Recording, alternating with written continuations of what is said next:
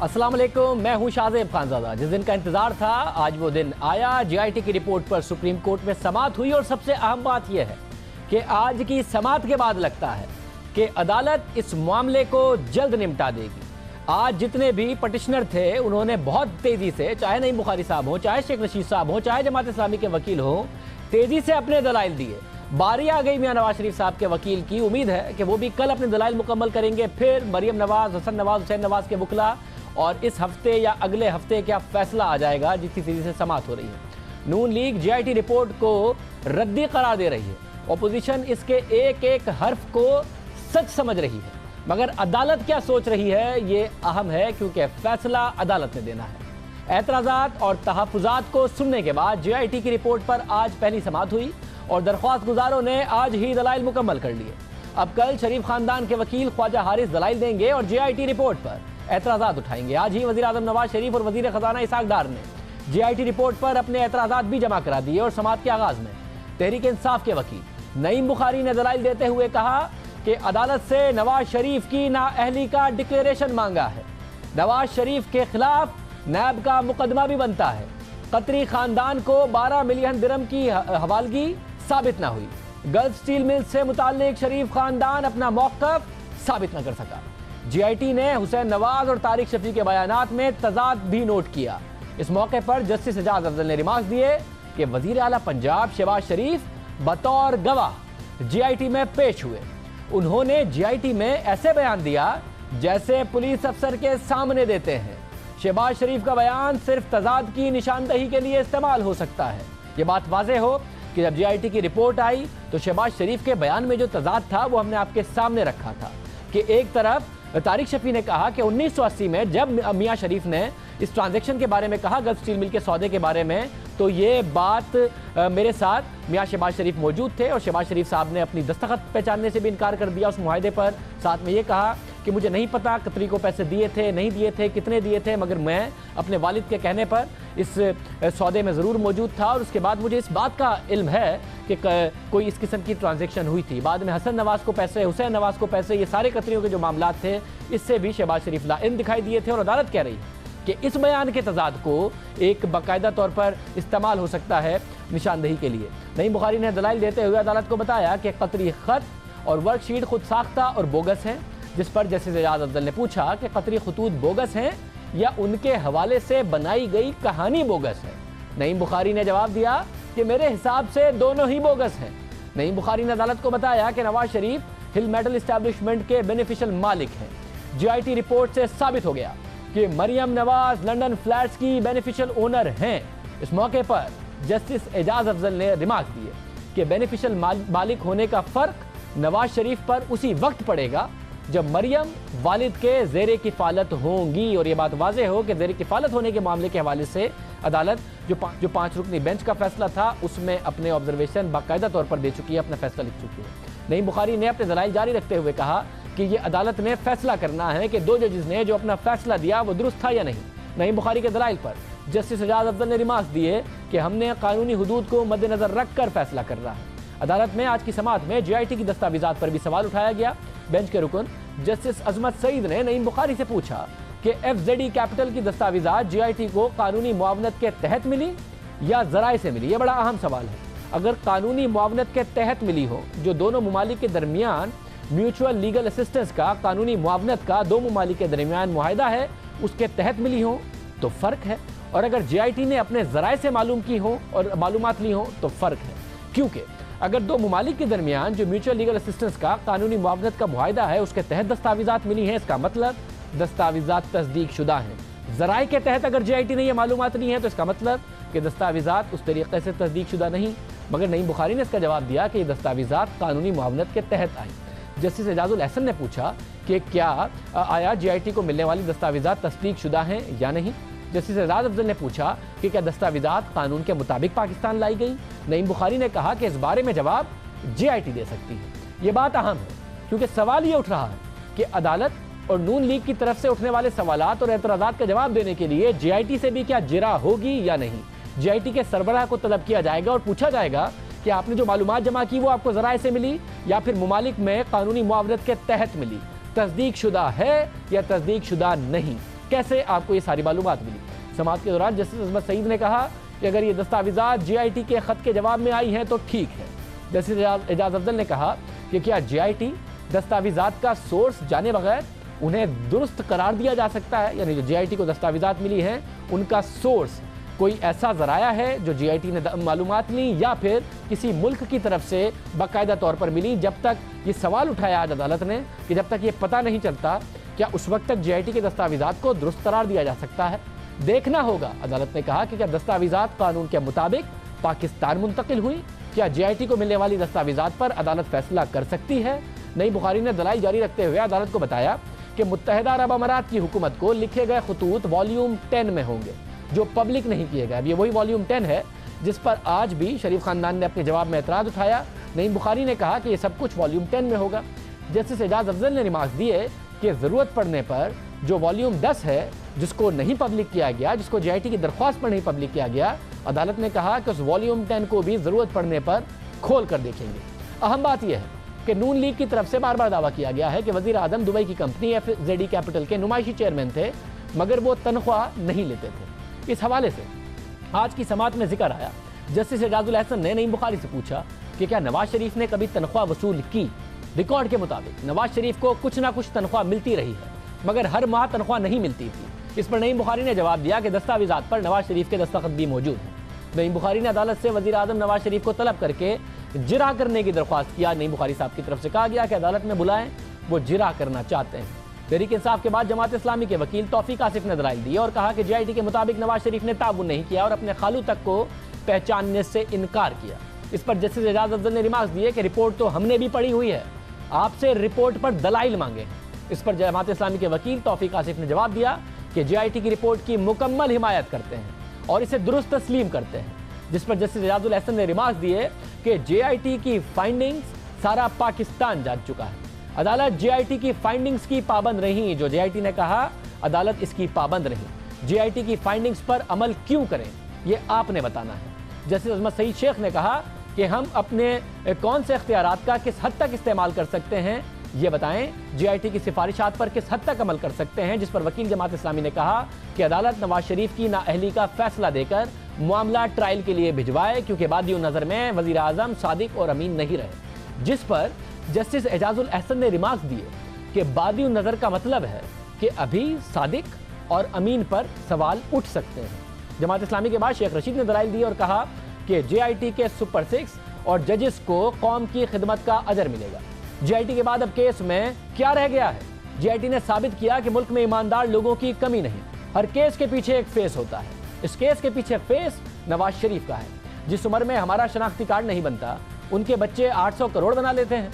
शरीफ खानदान को मिसाली सजा दी जाए, उनके खिलाफ मुकदमा दर्ज करके उन्हें जेल भेज दिया जाए और अगर केस नैब को भेज दिया गया तो वहां भी JIT बनाई जाए। कौम की नाक कट गई कि वजीर आजम दूसरे मुल्क में नौकरी करता है, बच्चे नवाज शरीफ के हैं, हमीद डेंटर के नहीं। यानी जो जबान शेख रशीद साहब आमतौर पर टॉक शोज में इस्तेमाल करते हैं, आज अदालत में भी दलाइल अपने मखसूस अंदाज में देते नजर आए।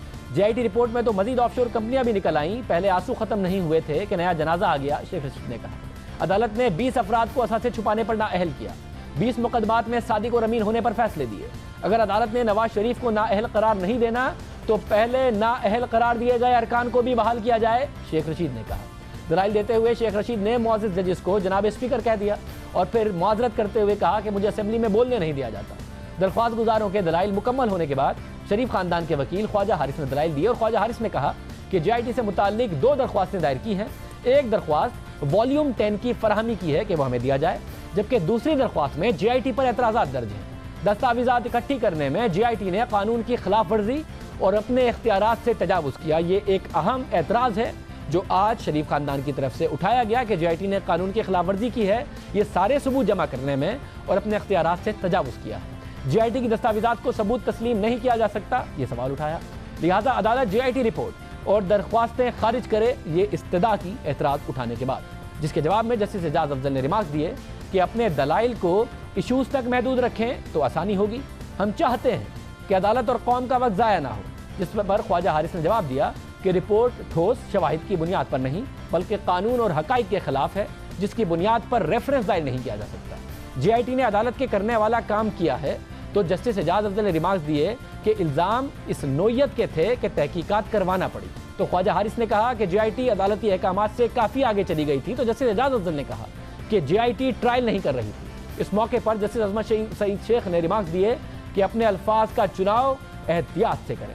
خواجہ حارث کے دلائل جاری ہیں. اب عدالت کی سماعت کل ہوگی. عدالت نے نیب اور ایف بی آر کے وکلاء کو بھی کل عدالت طلب کر لیا. اور دستاویزات تصدیق شدہ ہیں یا نہیں, کس ذریعے سے پاکستان آئیں, کیا دستاویزات کا سورس جانے بغیر اسے مصدقہ قرار دیا جا سکتا ہے.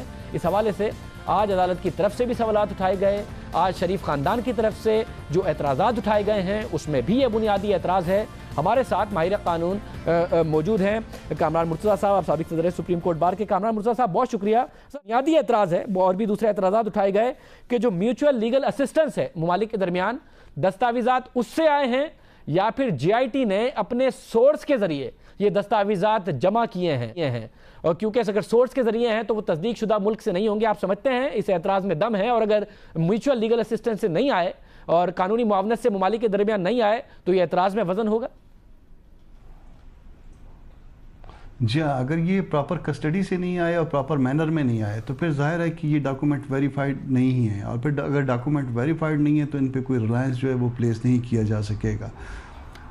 ایسے ہے کہ اگر فرض کر لیجئے کہ جے آئی ٹی نے اپنے طور پہ یا ایک جیسے ایلیگیشن آ رہا ہے کہ یہ 60 days میں جو نا ممکن نہیں تھا کہ ڈاکومنٹس اتنے کلیکٹ ہو سکتے, تو ممکن ہے کہ پہلے سے یہ ڈاکومنٹ کہیں کسی جگہ پہ کلیکٹ کر کے رکھے گئے ہوں. تو اگر ایسی بات ہے تو پھر ممکن ہے کہ یہ ڈاکومنٹ درست ہوں. اگر پراپر کسٹڈی سے نہیں آئے اور پراپر مینر سے نہیں آئے تو پھر اس سٹیج پہ اس پہ ریلائی کر کے کسی کو ڈسکوالیفائی کر دینا یا ریفرنس کے لیے کہہ دینا پھر مشکل ہوگی بات. مگر ساتھ میں اب ایک اور استدعا کی گئی ہے, اور وہ یہ ہے کہ جی اگر بھائی اب جو ڈاکیومنٹس اگر بعد میں ملتے ہیں میوچول لیگل اسسٹنس کے تحت, کیونکہ 60 دن کا ٹائم تھا, والیوم 10 میں پتہ نہیں کیا ہے, تو انہیں نہ مانا جائے کیونکہ عدالت نے جے آئی ٹی کو 60 دن کا ٹائم دیا تھا. کیا یہ ممکن ہے کہ اگر جے آئی ٹی نے دوسرے ممالک کو لکھا, ان کے جواب بعد میں آتے ہیں, ان ثبوت کو نہ شامل کیا جائے, اب یہ عدالت یہ بات مانے گی؟ نہیں, یہ دیکھیے اگر فرض کر لیجئے کہ لیٹرز پہلے لکھے گئے ہیں, ان ڈاکومنٹس پہلے مانگے گئے ہیں, اور ڈاکومنٹس اگر بعد میں پہنچے ہیں اور مگر پراپر طریقے سے پہنچے ہیں, پراپر کسٹڈی سے آئے ہیں اور پراپر مینر میں آئے ہیں, تو پھر ظاہر ہے وہ تو ریکارڈ کا حصہ ہو جائے گا. وہ تو ایڈیشنل ایک رپورٹ دے دیں گے کہ جی یہ ہم نے لیٹرز جو ہے نا پہلے لکھے تھے اور یہ اس کا جواب اب آیا ہے اور یہ ڈاکومنٹس ہیں, اس کو آپ دیکھ لیجئے. میرا خیال ہے کہ اس کو وہ کنسیڈر ہو سکتے ہیں, کیونکہ وہ ٹائم جو ہے نا وہ ان کے پارٹ پہ نہیں لیا گیا بلکہ کسی اور کے پارٹ پہ لیا گیا. تو اگر بعد میں بھی ڈاکومنٹ آئیں تو اس کو اس گراؤنڈ پہ ڈسکارڈ کرنا مشکل ہو جائے گا کہ وہ ڈاکومنٹ دیر سے پہنچے.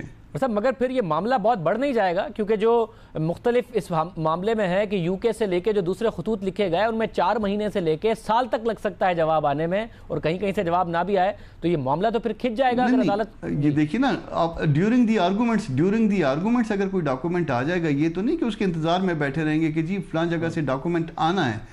ڈیورنگ دی آرگومنٹس اگر فرض کر لیجئے کہ جے آئی ٹی کو پہلے لکھے ہوئے کسی خط کے جواب میں کوئی ڈاکومنٹ آ جاتا ہے تو جے آئی ٹی کے پاس یہ آپشن موجود ہے کہ وہ درخواست کے ساتھ وہ ڈاکومنٹ بھی پلیس کر دے, اور اگر نہ پلیس کرے گی تو پھر جے آئی ٹی پہ الزام آئے گا, پھر اعتراض آئے گا کسی ایک فریق کی طرف سے, دونوں میں سے کسی ایک فریق کی طرف سے بھی آ سکتا ہے. آج ایک اور وہ ڈاکومنٹ ان کو پلیس کرنا پڑے گا ریکارڈ پہ. آج ایک اعتراض یہ ہے کہ ہمیں دکھائی دیتے یہ ڈاکیومنٹ جتنا بھی جے آئی ٹی نے اپنے ثبوتوں میں شامل کیے ہیں, اگر جب ہم سے سوال کر رہے تھے وہ ان ڈاکیومنٹس ہمیں دکھاتے تو ہم کم از کم کوئی جواب دیتے تھے. آپ کو لگتا ہے یہ اعتراض درست ہے کہ شریف خاندان کے سامنے جب 1 by 1 بلا رہے تھے یہ ثبوت رکھنے چاہیے تھے جیسے بھی یہ حاصل ہوئے تھے, اور ان سے سوالات کرنے چاہیے تھے, ان کو جواب دینے کا موقع دینا چاہیے تھا؟ دیکھیے کوئی چیز بھی جب کسی کو دکھائی نہیں جاتی تو ان کو کسی کو سرپرائز تو نہیں دیا جا سکتا نا. سوال آپ نے کر لیے مگر کسی ڈاکومنٹ کو جو ہے نا آپ نے ود ہیلڈ کیا ہوا ہے, اس سے کنفرنٹ نہیں کروا رہے ہیں, تو وہ ڈاکومنٹ اس کے اگینسٹ کس طرح سے یوز کریں گے, وہ پھر غلط ہو جاتا ہے. ایون کورٹ میں بھی جو ڈاکومنٹ ہم کنفرنٹ نہیں کرواتے وہ اس کے اگینسٹ یوز نہیں کر سکتے, یا کوئی کویسچن اگر پٹ نہیں کرتے تو وہ ایلیگیشن یوز نہیں اس کے اگینسٹ کر سکتے. تو اگر ڈاکومنٹ واقعی نہیں دکھائے ہیں جس طرح یہ شریف فیملی کہہ رہی ہے تو پھر مشکل ہو جائے گی اس کے لیے کہ وہ ڈاکومنٹس ان کے اگینسٹ یوز کیا جائے. مگر اگر یہ شریف فیملی کے سارے اعتراضات اپنی جگہ, मगर शरीफ फैमिली पर भी जिम्मेदारी नहीं है कि इन एतराज़ात से हटकर खुद भी कोई सबूत दे।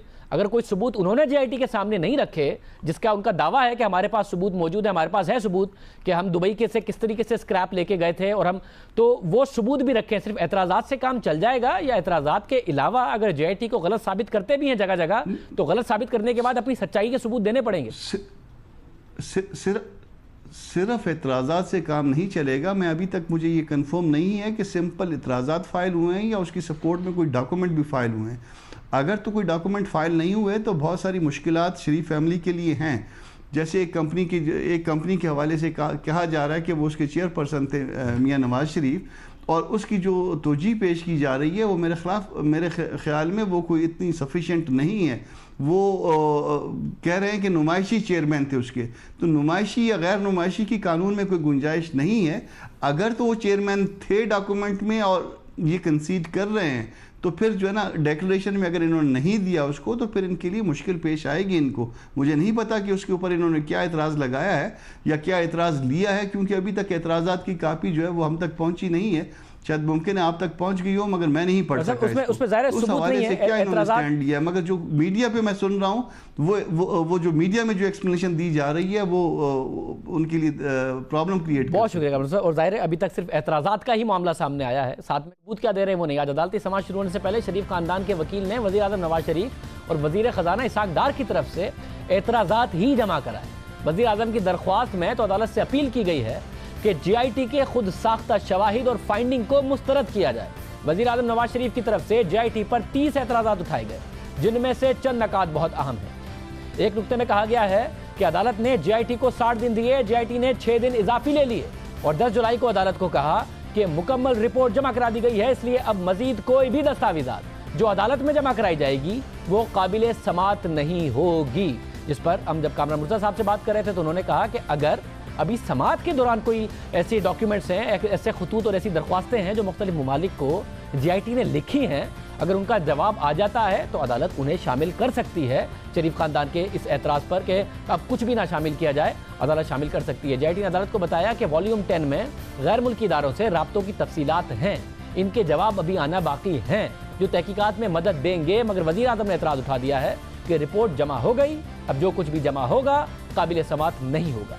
ये बहुत अहम मामला है। इसके अलावा नवाज शरीफ की तरफ से सुप्रीम कोर्ट से अपील की गई कि फेयर ट्रायल के लिए जेआईटी रिपोर्ट को खुफिया रखी गई जिल्द नंबर 10 की कॉपी दी जाए। इसके अलावा वज़ीर आज़म नवाज शरीफ ने एतराज़ किया कि अदालत कह चुकी है कि फेयर इन्वेस्टिगेशन के बगैर फेयर ट्रायल मुकम्मल मुमकिन नहीं। इस हवाले से वज़ीर आज़म ने अपनी दरख्वास्त में मुख्तलिफ मकामात की निशानदही की कि फेयर इन्वेस्टिगेशन नहीं की गई। वॉल्यूम 10 के हवाले से बहरहाल अदालत के जो रिमार्क्स थे वो यही थे कि ज़रूरत पड़ने पर, वक्त आने पर उसे भी पब्लिक किया जा सकता है। वज़ीर आज़म ने अपने एतराज़ात में लिखा कि जेआईटी अरकान के वज़ीर आज़म के लिए ख़यालात बदनीयती पर मबनी है, उनका कंडक्ट जानिबदाराना रहा। वज़ीर आज़म ने अपनी तहरीरी एतराज़ में नुक्ता उठाया कि जेआईटी ने बदनीयती का मुज़ाहरा करते हुए जो दस्तावेज़ात हासिल की वो गवाहों के सामने पेश नहीं की। दस्तावेज़ात गवाहों को दिखाई जाती और फिर उनसे उस पर सवालात किए जाते, उन्हें इन दस्तावेज़ात के हवाले से बोलने का मौका नहीं दिया गया, जिसके हवाले से भी कामरान मुर्तज़ा साहब कह रहे थे कि ये प्रैक्टिस हो जाती तो बेहतर होता कि जेआईटी के पास जो सबूत और दस्तावेज़ात मौजूद थे वो रख देते और इस हवाले से सवालात कर लेते। वज़ीर आज़म नवाज शरीफ ने अपने तहरीरी एतराज़ में एक और अहम नुक्ते की निशानदही की। उन्होंने अदालत को बताया कि जेआईटी ने अपने इख्तियारात से तजावुज़ किया, एमएलए यानी म्यूचुअल लीगल असिस्टेंस का गलत इस्तेमाल करके अदालत को गुमराह किया।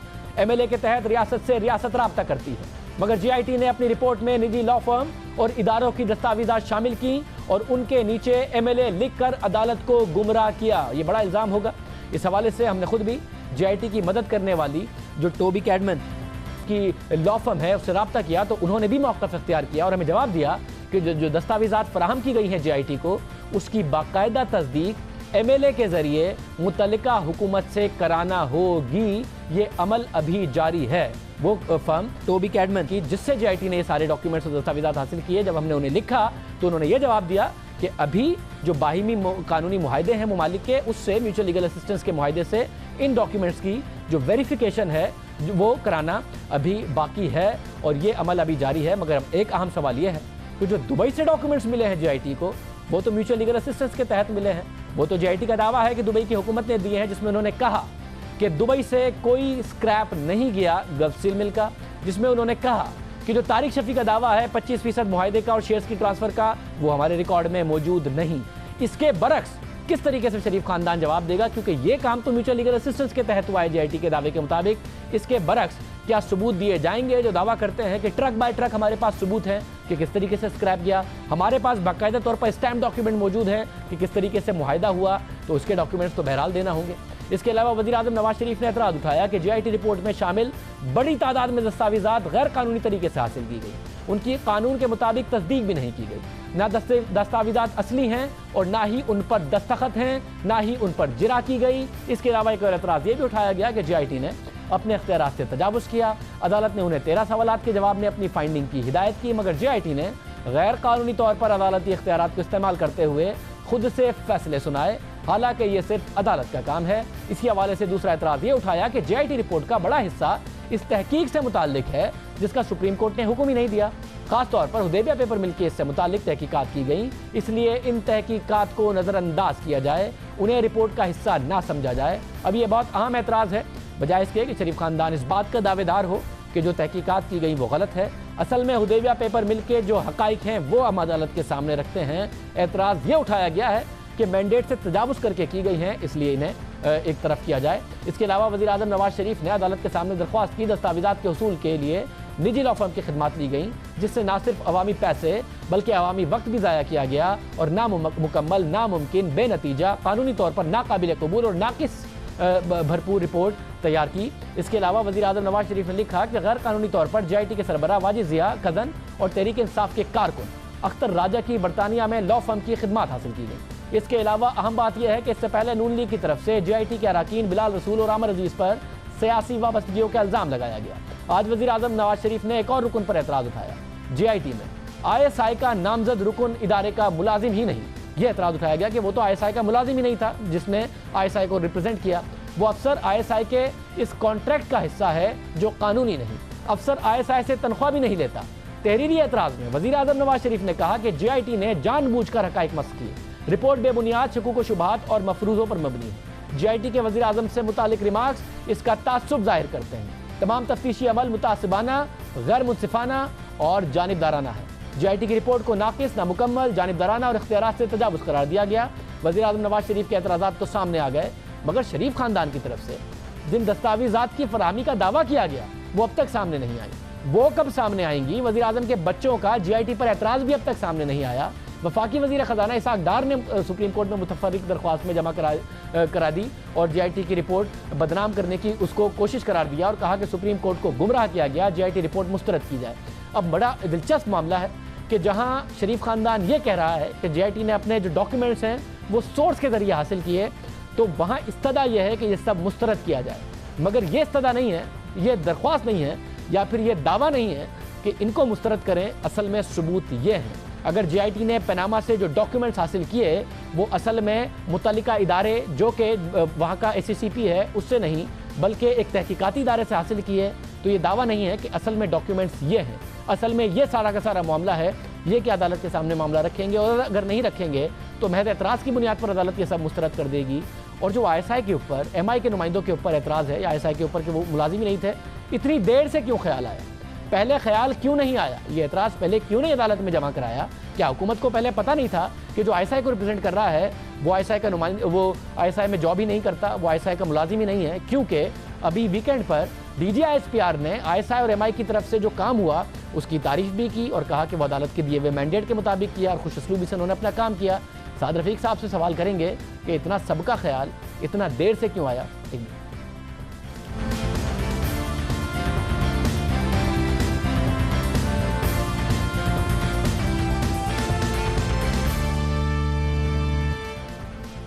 वज़ीर आज़म नवाज शरीफ गुज़िश्ता एक हफ्ते से मुसलसल मुशावरत में मसरूफ़ हैं, इजलासों की सदारत कर रहे हैं, पार्टी रहनुमाओं का नुक्ता नज़र जान रहे हैं, कानूनी माहिरीन से राय ले रहे हैं।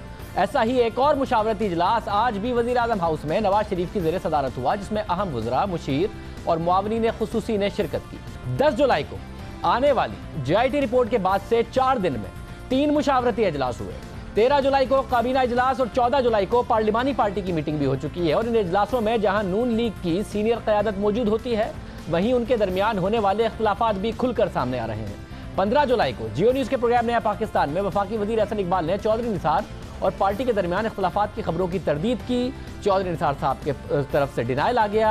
साथ ही उन्होंने एहसन इकबाल साहब पर भी तनकीद की कि ऐसे बुदराही सीनियर बुदरा की तरफ से की वजह से ही पार्टी यहाँ तक पहुँची है। ये वक्त आया है, मुसलसल खबरें आ रही हैं कि चौधरी निसार एक प्रेस कॉन्फ्रेंस करके अपनी पोजीशन वाजे करेंगे।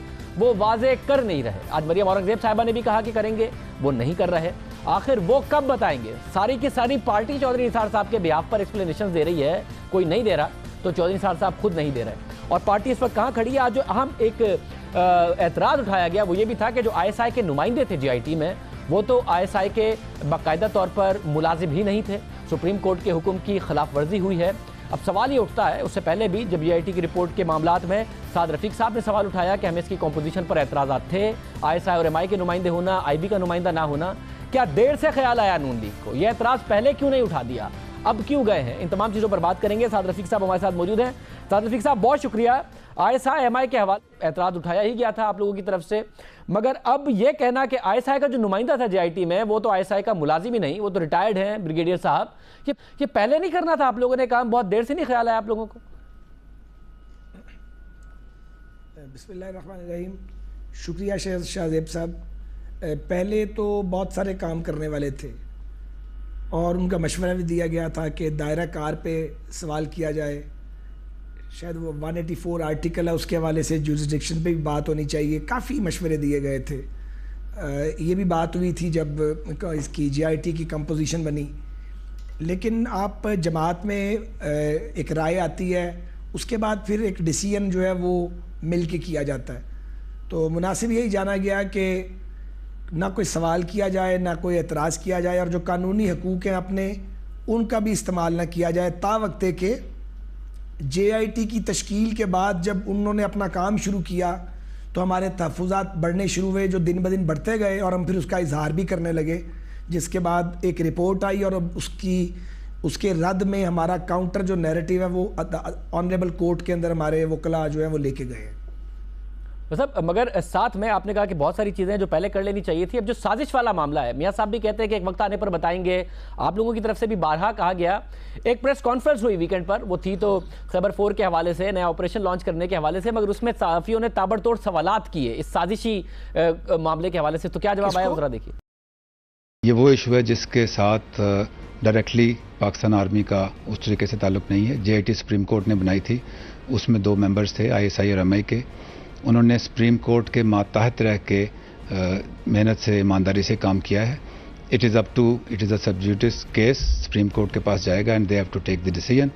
और उसके अंदर उसके काम में डायरेक्ट इन्वॉल्वमेंट जो आर्मी की है उस तरीके से नहीं।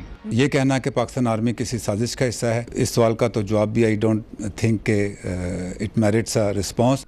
ना साद रफीक साहब, ज़ाहिर है बराह रास्त आप लोगों ने अभी तक इदारे पर कोई तनकीद नहीं की है, ना ही कोई ऐसी बात की है, मगर जो इसमें उनकी तरफ से वाज़े तौर पर किया गया कि जो कुछ काम किया ISI और MI के लोगों ने, वो मैंडेट के तहत किया, ईमानदारी से किया, और आर्मी किसी साजिश में मुलविस नहीं। तो बाकी क्या 4 जो इदारों के लोग हैं, SCCP, FIA, स्टेट बैंक, उनकी तरफ से कोई साजिश हुई होगी? यहाँ से तो बड़ा डिनाइल आ गया। शाहजेब, मैं आपसे बात करना हमेशा पसंद करता हूं, लेकिन आपके सवालों से मैं बहुत तंग होता हूं। मैं इसका बरमला एतराफ़ करता हूं। तो मुझे ये कहना है कि पाकिस्तान का कोई अदारा साजिश में मुलविस नहीं है, ज़रा वाज़े कर देना चाहिए। और जब हम साजिश की बात करते हैं तो खुदा न खास्ता हमने कभी अदालत उज़्मा की या अफवाज पाकिस्तान की बात नहीं की। वो आइन और कानून के तहत अपना अपना काम कर रहे हैं। हमारी जहाँ तक शिकायत का ताल्लुक है और जो हमारे तहफ़्फ़ुज़ात हैं वो महदूद हैं, और उनका ताल्लुक सियासी लोगों से भी है और गैर सियासी लोगों से भी है, और माज़रत के साथ बाज़ सहाफ़ियों के साथ भी है। उसका ताल्लुक पाकिस्तान के बाहर से भी है और पाकिस्तान के अंदर मुख्तलिफ़ अफराद के साथ भी है। जितना हम बयान कर सकते हैं हम बयान करते हैं। बाज़ चीज़ें बयान करने के काबिल नहीं होती, बाज़ के हालात नहीं होते कि उनको बयान किया जाए। अच्छा साद रफीक साहब, आप ये बताइएगा, ज़ाहिर है वो तो मियाँ साहब ने कहा है कि एक दिन आने पर बताएंगे कि आपके जो व्हाट्सएप कॉल के हवाले से, ऑडियो वीडियो रिकॉर्डिंग के हवाले से, तस्वीर लीक के हवाले से अदालत ने जब आपने एतराज़ात किया वो मुस्तरद हुए एक तरीके से दूसरे तरीके से। आप उम्मीद करते हैं कि अब जो एतराज़ात आप लोगों की तरफ से उठाए गए हैं JIT के कंडक्ट पर, उसकी रिपोर्ट पर, उनमें इतना वज़न है कि अदालत आपकी बात को सुनेगी, क्योंकि जो पुराने एतराज़ात थे वो रद्द हुए थे?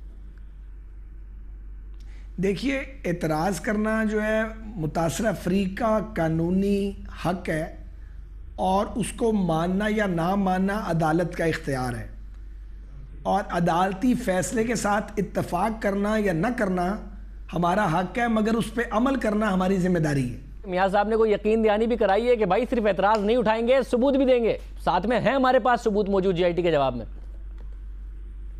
یار شاہ زیب، میں صرف یہ کہوں گا کہ جو ہمارے وکلاء نے سب دیے ہیں اور جو ہمارے لوگ پیش ہوئے تھے، جو ثبوت انہوں نے دیے تھے، جو ثبوت جی آئی ٹی کو دیے تھے، وہ تو انہوں نے ساتھ لگائے نہیں، اور جو جی آئی ٹی نے رپورٹ آنریبل کورٹ میں دی ہے، ان میں جو سوالات اٹھائے ہیں ان سے کنفرنٹ نہیں کرایا، جو قانون کا تقاضا اور اصول ہے۔ جب آپ تفتیش کرتے ہیں، جب لوگ پیش ہوئے تھے ان سے اس طرح کا کوئی سوال ہی نہیں کیا۔ دو باتیں۔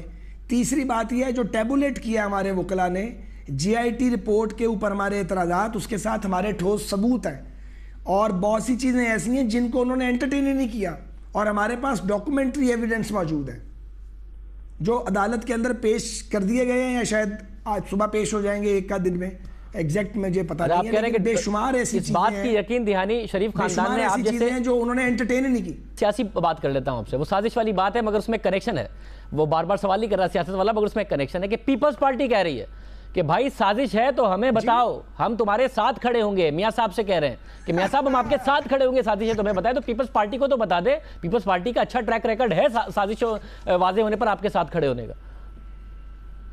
چکر دے رہے ہیں، چکر ہم ان کے چکر میں نہیں آنے والے، لاسٹ ٹائم کرانا چاہتے ہیں۔ نہیں، دھرنے میں آپ انہیں سازش کا یقین تھا تو آپ کے ساتھ کھڑے ہوئے تھے، چکر نہیں دیا انہوں نے آپ کو، کھڑے ہوئے آپ کے ساتھ۔ اس وقت چکر نہیں دی، اب چکر دے رہے ہیں، اور اس کی وجہ صرف اتنی ہے کہ 10-11 ماہ بعد الیکشن ہے، اب وہ اپنا الیکشن سیدھا کر رہے ہیں، چونکہ پیپلز پارٹی ڈیلیوٹ ہو گئی ہے بدقسمتی سے۔ اب ان کا اور پی ٹی آئی کا مقابلہ ہے کہ زیادہ سخت بات کون کرتا ہے اور زیادہ بڑا الزام کون لگاتا ہے تاکہ entire P M L N vote کو کھینچا جا سکے۔ یہ کھیل ہے سادہ سا، اور کیا ہے۔ مطلب ساتھ میں پھر یہ بتا دیں چوئی صاحب کس کو چکر دے رہے ہیں، ان کا نہیں پتہ چل رہا، اور مجھے پتہ ہے، میں پھر یہ نہیں کہہ رہا کہ آپ ان کے زیادہ قریب ہیں، مگر آپ کی دوستی ہے چوئی صاحب سے، وہ کوئی اچھی بات بھی کرے کہ چوئی صاحب نے میاں صاحب کے بارے میں اچھے الفاظ استعمال کیے، وہ اس کا بھی ڈینائل دے دیتے ہیں کہ جھوٹ ہے، تو آپ ہی بتا دیں کہاں ہیں چوئی صاحب، کیا معاملہ ہے؟ پہلی بات یہ بالکل چودھری نثار علی خان صاحب سے دوستی نہیں، وہ بڑے بھائی ہیں، میں ان کے ساتھ ایک چھوٹے بھائی کا عزت احترام اور نیاز مندی کا تعلق ہے۔ دوسری بات یہ ہے کہ چودھری نثار صاحب نے کہیں ایسی ڈینائل نہیں دی کہ میاں صاحب کے حوالے سے کوئی اچھی بات ہوئی ہو تو وہ کہیں کہ میں نے یہ اچھی بات نہیں کی۔ انہوں نے ساری زندگی پارٹی کا اور نواز شریف صاحب کا فرنٹ لائن پہ رہ کے ساتھ دیا۔ ڈفرینس آف اوپینین جماعتوں میں ہوتا ہے، اور جب اتنے سینئر ہو جاتے ہیں لوگ تو ان کا ڈفرینس آف اوپینین بعض اوقات زیادہ ہوتا ہے، اور میرے خیال میں تو اس میں کوئی برائی نہیں ہے۔ جماعت میں کچھ لیفٹسٹ بھی ہونے چاہیے، اس میں کوئی برائی نہیں ہے۔ نثار صاحب ہم نے اپنے پچھلے پروگرام میں بھی کہا کہ اس پر چوئی صاحب کی برائی نہیں کی جا سکتی کہ وہ پارٹی لیڈرشپ سے ڈفرینس آف اوپینین رکھے ہوئے ہیں، اس پر تعریف ہی ہو سکتی ہے کہ جمہوری انداز میں کوئی ہے جو کھڑا ہوتا ہے پارٹی لیڈرشپ کے آگے، مگر وہ پتہ تو چلے کہ پوزیشن کیا ہے ان کی، وہی نہیں پتہ چل رہا، اور وہ تعریفاً کچھ کلمات چلے تھے جن کا ان کی طرف سے ڈینائل ہے کہ یہ باتیں نہیں کی ہم نے۔ شاہد بھائی وہ ایک بیک ڈراپ اور تھا، مجھے اس کا پتہ ہے، میں اس کی تفصیل میں نہیں جانا چاہتا۔ یہ تعریف دونوں سائڈ پہ کیجئے، چودھری نثار صاحب کی بھی کی جانی چاہیے کہ وہ جو صحیح بات ہے اس کی نشاندہی کرتے ہیں، اور میاں نواز شریف صاحب کی بھی تعریف بہت زیادہ کی جانی چاہیے کہ وہ ہم جیسوں کو برداشت کرتے ہیں، خاص طور پہ مجھ جیسوں کو، میں کسی اور کا ذکر نہیں کرتا، اور ہماری سخت بات بھی سنتے ہیں اور دلائل بھی سنتے ہیں۔ لوگوں کو ایک بات پتہ ہونی چاہیے، پاکستان کے لوگوں کو، کہ پی ایم ایل این بادشاہت نہیں جمہوریت کا نام ہے، اور ہمیں بات کرنے کی مکمل آزادی ہے، اور ہماری بات کو الحمدللہ سنا جاتا ہے۔ صاحب پچھلے 3 دن میں آپ نے کوئی تنقید کی میاں صاحب پہ کہ جو آپ کی اسٹریٹجی تھی لیگل اور پولیٹیکل، وہ اس معاملے کو یہاں تک لے کے آ گئی کہ چوئی صاحب کے علاوہ کسی کی بات پتہ نہیں چلی، سب نے کہا پارلیمنٹیرینز نے کھڑے ہو کے میاں صاحب کا استقبال کیا اور بڑی تعریفیں کی، تو کیا شاہزیب صاحب تنقید تو نہیں میں ایسا کہوں گا، لیکن میں ذاتی طور پہ یہ سمجھتا ہوں، میں پہلے بھی کہہ چکا ہوں، آج کھل کے کہہ دیتا ہوں کہ نواز شریف صاحب کا توکل اور ان کا حوصلہ اور ان کا صبر، جو انہوں نے کوئی سوال نہیں کیا، کوئی اعتراض نہیں کیا، اور ان کی پارٹی کا ایک کارکن ہونے کے ناطے میرا یہ اعتراض موجود ہے اپنی قیادت کے سامنے، صرف ٹی وی پہ نہیں، اندر بھی بارہا کر چکا ہوں کہ جناب آپ جس معاشرے میں زندہ ہیں اور جہاں سانس لے رہے ہیں اور جہاں پالیٹکس کر رہے ہیں، وہاں اس طرح کی سیاست چلتی نہیں ہے۔ تو یہ تھوڑا ہے کہ ہم اختلاف نہیں کرتے، یا اس حکمت عملی کے ساتھ کہ اپنے آپ کو پیش کر دو، یہ نواز شریف صاحب کا فیصلہ تھا. ہم تو کہتے رہے کہ اپنے آپ کو اس طرح پیش نہ کریں. صافی صاحب مگر ابھی تو میاں نواز شریف صاحب کے جو بیانات ہیں کہ ایک وقت آئے گا بتاؤں گا، اس سے ایسا لگتا ہے، اب آپ بتا دیجئے پارٹی کے اندر ڈسکشن کیا ہوا کہ اگر فیصلہ خلاف آیا تو نون لیگ دمادم مست کلندر کے موڈ میں ہے. ایسا نہیں ہے کہ خاموشی سے پورے ہی خاندان کے خلاف فیصلہ میاں صاحب مان لیں گے، مریم نواز کے اپنے خلاف، اور گھر چلے جائیں گے اور نیا وزیر اعظم. دمادم مست کلندر کا موڈ لگتا ہے نون لیگ کا، نہیں ہے؟ یار شاہ مجھے دمادم مست کلندر کا مطلب نہیں آتا. سیاست میں آپ سے زیادہ کس کو آتا ہے خواجہ سعد رفیق صاحب؟ دمادم مست کلندر آپ سے زیادہ کس کو آتا ہے؟ دمادم مست، یہ پیپلز پارٹی کا سلوگن ہے دمادم مست کلندر، یہ مسلم لیگ کا سلوگن نہیں ہے. مطلب تو پتا ہے نا آپ کو اس کا مطلب سیاست میں کیا ہوتا ہے؟ ایجیٹیشن ہوگی، سڑکوں پر آئیں گے، شور مچائیں گے، یہ ہوگا نہیں ہوگا یا مان جائیں گے؟ نہیں شاہ نہیں سن لیں، مسلم لیگ نون ایجیٹیشن کیوں کرے؟ ہم ایک بہت بڑی بلکہ سب سے بڑی الیکٹورل پارٹی ہیں. 10 ماہ بعد الیکشن ہے. ہمارے ساتھ اگر ہم محسوس کرتے ہیں کہ انصاف نہیں ہوا تو اس کا اظہار کرنے کے کئی اور طریقے موجود ہیں اپنا نیریٹو بیان کرنے کے لیے. اس کے لیے ڈنڈے سوٹے اٹھا کے میدان میں آنے کی تو ضرورت نہیں ہے. فیئر انف، مگر 10 ماہ بعد الیکشن ہے اور اگر میاں صاحب ڈسکوالیفائی ہو گئے تو آپ کو لگتا ہے لیڈرشپ نظر نہ آ رہی ہو؟ میاں صاحب بے شک الیکشن کیمپین کر رہے ہوں، مگر لوگوں کو پتا ہو میاں صاحب نے وزیر اعظم نہیں بننا تو آپ کو ووٹ پڑے گا. شاہ زیب بھیا، سیاستدان اپنی غلطی سے مارا جائے تو مارا جائے، اور سیاستدان اور اگر وہ چوٹی کا سیاستدان ہو تو ڈسکوالیفائی یا رب کرے تو یا پھر بندے کرن. میرے تو ڈسکوالیفائی کرنا ڈسکوالیفائی نہیں ہوتا. بہت شکریہ سعد رفیق صاحب ہمارے ساتھ موجود تھے. اور سازش کے حوالے سے بھی، دوسرے معاملات کے حوالے سے بھی پیپلز پارٹی کے آفر پر وہ کہہ رہے تھے کہ پیپلز پارٹی چکر دے رہی ہے. 10 ماہ بعد الیکشن ہے، انہوں نے کوئی نہیں ہمارے ساتھ کھڑے ہونا اگر ہم نے سازش کا بتا دیا. پروگرام میں بریک شامل کرتے ہیں، ہماری خبروں پہ بات کریں گے ایک بریک کے بعد.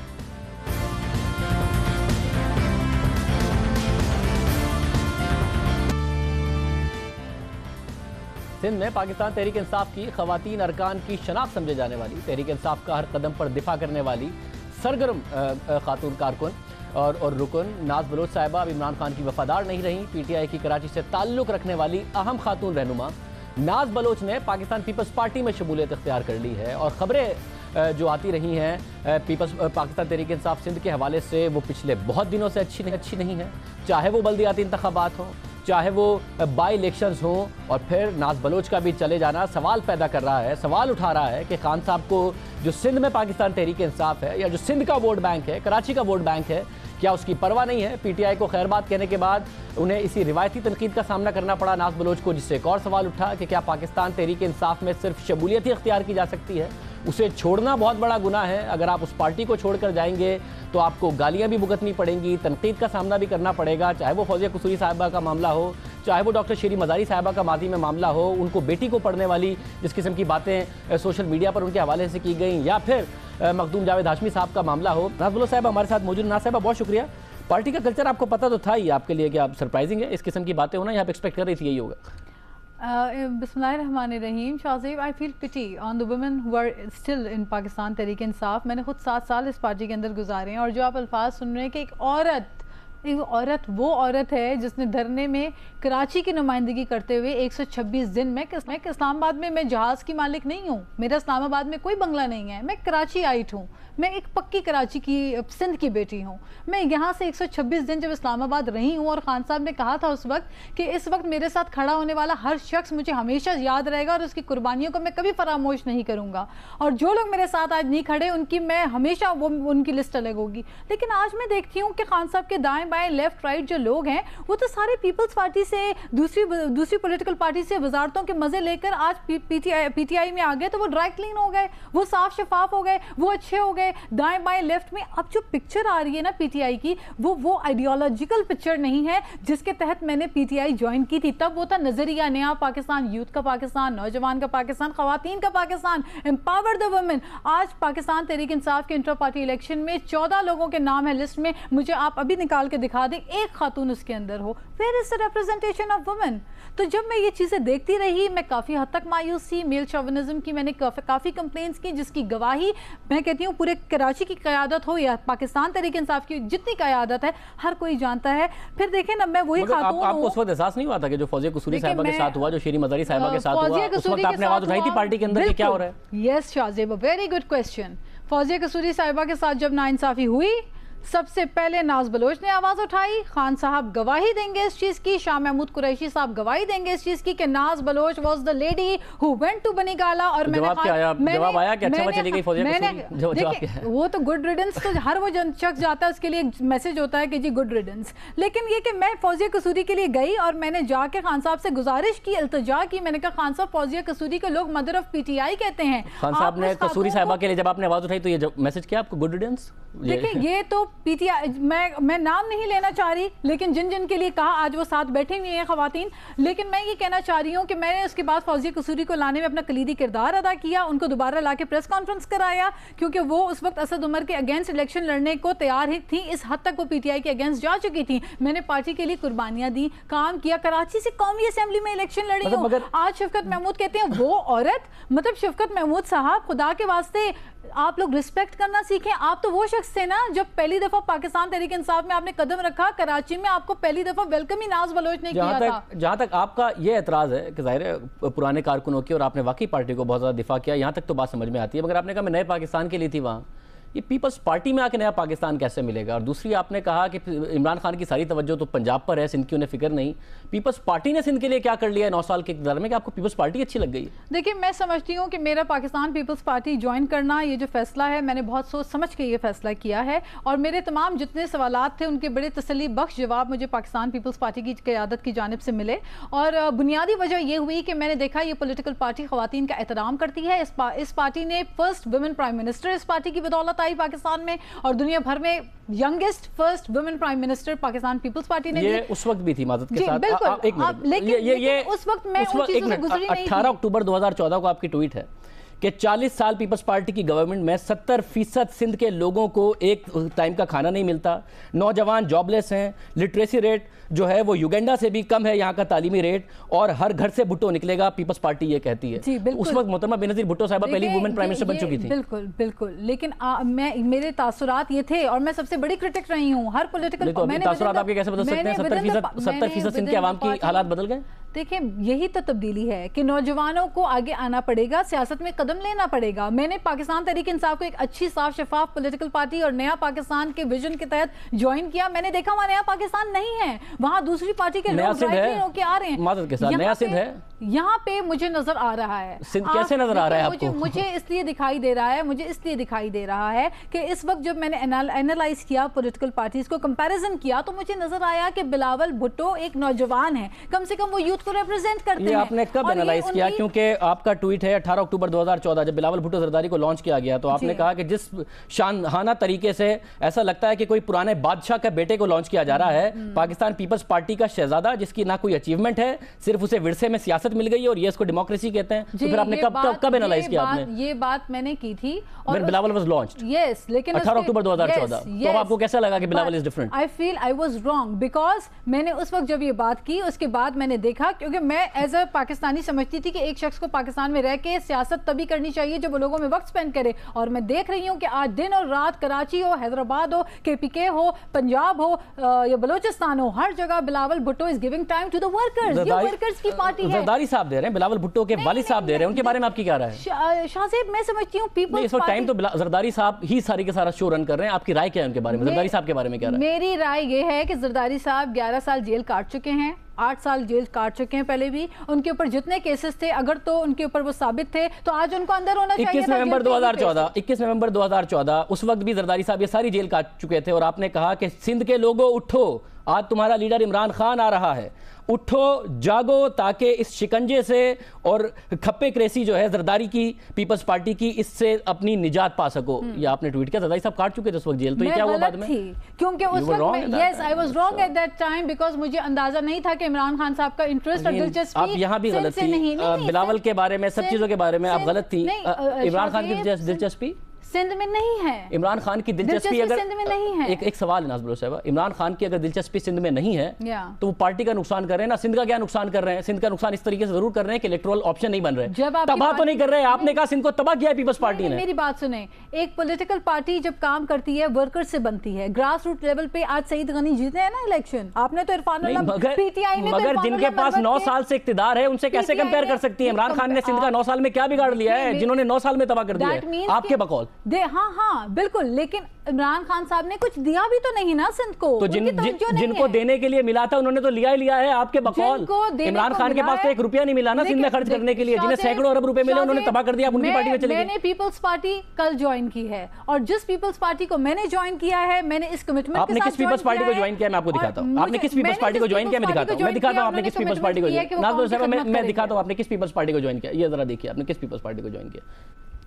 بتاؤں, آج آصف زرداری صاحب کہتے ہیں کہ خان صاحب کے متعلق سیاسی طور پہ نابالغ ہیں, تو اگر آصف علی زرداری صاحب corruption, schemes, kickback, Swiss accounts, بیرون ملک جائیداد, ان چیزوں کو سیاست کہتے ہیں, تو بالکل ہم نابالغ ہیں, اور ہم نابالغ ہونا چاہتے ہیں ایسے معاملات میں. سندھ کر کے سندھ کارڈ کھیل کر آج وہ ذوالفقار آباد جیسے پروجیکٹ یہاں پہ بنائے جا رہے ہیں, اس پہ آواز اٹھائے نا پھر لوگ.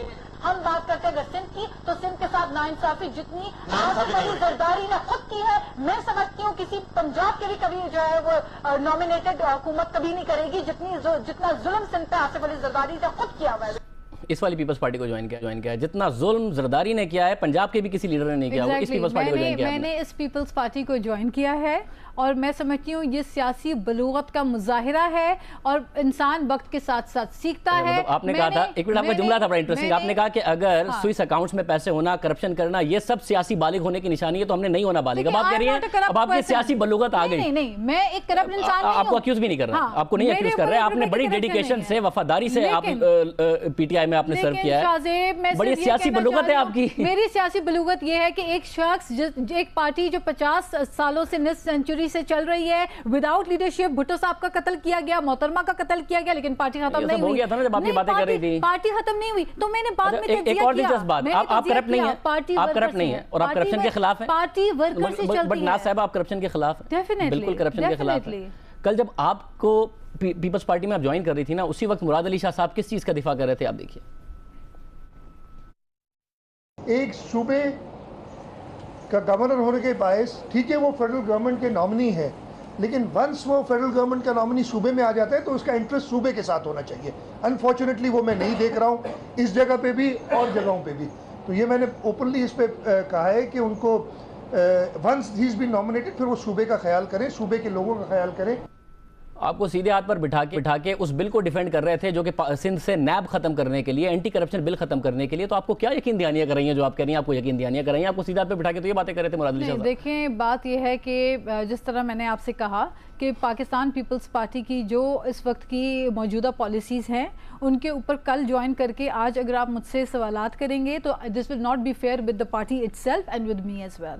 لیکن مجھے یہ یقین دہانی دلائی گئی ہے کہ سندھ کے اندر اینٹی کرپشن جو نظام ہے اس کو اس لیول تک فعال بنایا جائے گا کہ اداروں کو خود نگرانی, کیونکہ انہوں نے کنسرن بھی شو کیا, مراد علی شاہ صاحب نے کنسرن شو کیا کہ ایک ٹریکٹر کو یہاں پہ 50 لاکھ کک بیک اور کمیشن پہ سندھ میں بیچا گیا ہے. مگر وہ جو انہوں نے پرومس کیا ہے کہ یہ سندھ کے حالات بھی بہتر کریں گے, معاملات بھی بہتر کریں گے. میں ایک ڈیڈیکیٹڈ, میں سمجھتی ہوں جس طرح انہوں نے کہا نا کہ ایک چھوٹی سی کارکن ہے, چھوٹی موٹی سی ورکر ہے, I am proud of that, being a worker I am proud of that. آپ نے بڑا فرام دی فرنٹ پارٹی کو ڈیفینڈ کیا ہے. وی نو فار ا فیکٹ کہ آپ کس طریقے سے ٹاک شوز میں جا کے پارٹی کا دفاع کرتی تھی, مگر آپ کیا ذاتی طور پر اپنے آپ کو کہیں گی کہ آپ واقعی ایک تبدیلی اور پرو پاکستان جو آپ بات کرتی تھی کہ پاکستان میں بہتری آئے, وہ سب آپ جینوئنلی مین کرتی تھی؟ آپ کے ساتھ جو رہا ہے غلط ہے. پاکستان تحریک انصاف میں بہت سارے ایسے لوگ موجود ہیں. مین دیٹ, اور میں دیکھ رہی ہوں کہ ماشاءاللہ میری جوائننگ کے بعد جس طرح نوجوانوں کی مجھے کالز آ رہی ہیں جن کو امیدیں ہیں, جو ہمارے چہرے میں نیا پاکستان دیکھتے تھے, جو لیفٹ رائٹ خان صاحب کے آج کھڑے ان کے چہروں میں نہیں دیکھتے تھے, جو ہم میں نیا پاکستان دیکھتے تھے وہ آج میرے ساتھ کھڑے ہیں, اور وہ جوائن کرنے کو پیپلز پارٹی ہزاروں کی تعداد میں لوگ ہمیں کہہ رہے ہیں کہ وی وانٹ ٹو جوائن. امید کرتے ہیں کہ جس تبدیلی کی آپ بات کر رہی ہیں, جو آپ سے وعدہ کیا گیا ہے وہ آئے آپ کے پیپلز پارٹی میں جوائن کرنے کے بعد. گلا بھی کر رہی تھی, امید کے آزاد بھی کر رہی تھی. امید کرتے ہیں کہ ان کی پیپلز پارٹی سے امیدیں بہتر, اور امید کرتے ہیں کہ پاکستان تحریک انصاف جس طریقے سے جب پارٹی دوسرے لوگ چھوڑ کے آتے ہیں ان کی پارٹی میں, انہیں جتنا بہت اچھے الفاظ میں یاد رکھتی ہے, تو کوئی آپ کی پارٹی چھوڑ کے جائے تو اس کے بارے میں اس کے ساتھ ایسا ٹریٹمنٹ کرنا اور کارکنوں کی عزت کی جائے, نہ کہ انہیں اس طریقے سے ان کا ذکر کیا جائے جس طریقے سے کیا گیا. آج کے پروگرام میں اتنا, آپ سے کل کے پروگرام میں ملاقات ہوئی. اللہ حافظ.